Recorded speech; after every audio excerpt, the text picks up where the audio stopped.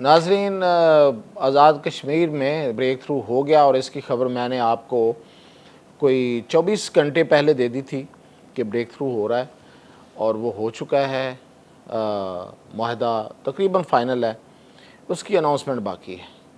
اس معاہدے کی تفصیلات کیا، مزید تفصیلات میں آپ کو بتاؤں گا کہ اس میں کیا ہوا، اور پھر یہ کہ یہ جو فیاسکو تھا، یہ جو بھی آزاد کشمیر میں ہوا، اس کے پیچھے جو کہانیاں بنائی گئیں، کچھ کہانیاں بنائی گئیں اور کچھ حقیقت تھیں، بلکہ تلخ حقیقت تھیں، وہ کیا تھی میاں طاہر۔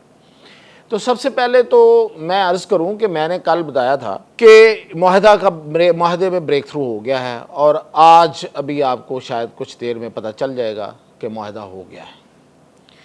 اب معاہدے میں جو بیسک سب سے بڑی جو ایکشن کمیٹی کا جو مطالبہ تھا وہ تھا مہاجر سیٹوں کے حوالے سے۔ تو اس میں 3 سیٹیں جو ہیں وہ رہیں گی، 9 سیٹیں ابالش کر دی جائیں گی، اور فوری طور پہ ان کے فنڈز روک دیے جائیں گے ان سیٹوں پر، یعنی کہ جو ایم ایل ایز بنتے ہیں آؤٹ آف آزاد کشمیر، جو مہاجر سیٹوں پہ بنتے تھے، ان کے جو فنڈز جاری ہوتے تھے وہ روک دیے جائیں گے۔ تو عملاً یہ سیٹیں نان فنکشنل ہو جائیں گی۔ پھر یہ کہ اس پہ ایک کمیٹی بنا دی گئی ہے، اور وہ کمیٹی جو ہے وہ اس پروسیس کو آگے چلائے گی، کیونکہ ظاہر ہے کہ یہ کوئی ایگزیکٹو آرڈر تو ہے نہیں، یہ تو ایک پارلیمنٹ کا ایک پاس کردہ ایک قانون کے تحت یہ سب کچھ ہے۔ تو پھر اس کو ریورس بھی تو پارلیمنٹ نے کرنا ہے، یعنی کہ آزاد کشمیر کی پارلیمنٹ نے کرنا ہے۔ تو اس کو پارلیمنٹ میں لے جایا جائے گا اور ان 9 سیٹوں کو ختم کر دیا جائے گا۔ ہاں، 3 سیٹیں فی الحال رہیں گی، وہ بھی کچھ عرصے تک، اور وقت کے ساتھ ساتھ وہ بھی ختم کر دی جائیں گی۔ ان کا ایک ٹائم لائن ہوگی جو ان کو دے دی گئی ہے۔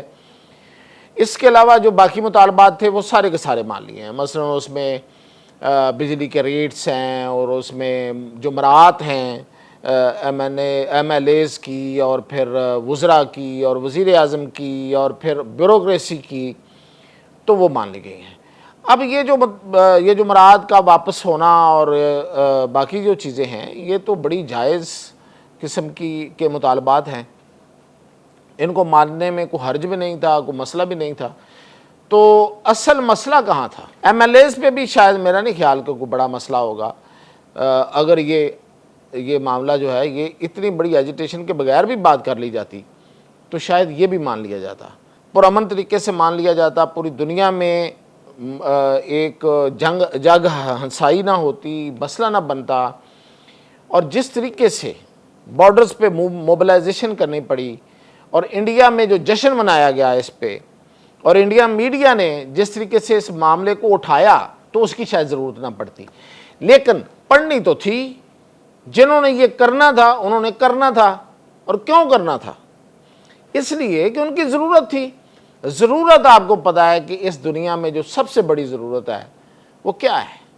وہ انسان کا لالچ ہے، اس کی دولت کی ہوس ہے، اور وہ جب آپ کو ڈالرز کی صورت میں مل رہا ہو تو پھر تو وارے نیارے ہوتے ہیں، اور پھر یہ کہ کچھ کنیکشن آپ کے ہوں، اور پھر یہ کہ اس میں کچھ ایجنڈے ہوں۔ تو وہ تھے اصل میں اس کی بیک گراؤنڈ میں۔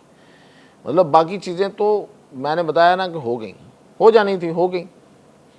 ہاں، مطلب یہ کہ کچھ دیر کوئی مذاکرات میں، اور یہ جو مذاکرات ہوئے ہیں اس سے کوئی لمبے مذاکرات ہو جاتے، لیکن وہ ایجنڈا پورا نہیں ہونا تھا، وہ پیسے نہیں آنے تھے، وہ تجوریاں نہیں بھرنی تھی۔ اب وہ بھر گئی ہوں گی، ظاہر ہے وہ ایجنڈے بھی ان کے شاید کسی حد تک پورے ہو گئے ہوں گے، لیکن اس میں جو سب سے بڑی بات ہے وہ ہے ایک ریت کی، ایک روایت کی، وہ پڑ گئی۔ اب ہر سال، ہر 6 مہینے بعد یہی ایپیسوڈ چلے گا، اور یہ اصل میں یہ ہے اس کا ایجنڈا، اور یہ ہے افراتفری کا ایجنڈا، یہ ہے انتشار کا ایجنڈا، یہ ہے انریسٹ کا ایجنڈا۔ اس ایجنڈے کے تحت دشمن جو ہے وہ اس کے پیچھے ہے، اور وہ ہر 6 مہینے بعد، سال بعد ہمارے اس آزاد کشمیر کو میں انریسٹ لایا کرے گا، اور ہمیں یاد دلائے گا کہ میں ہوں۔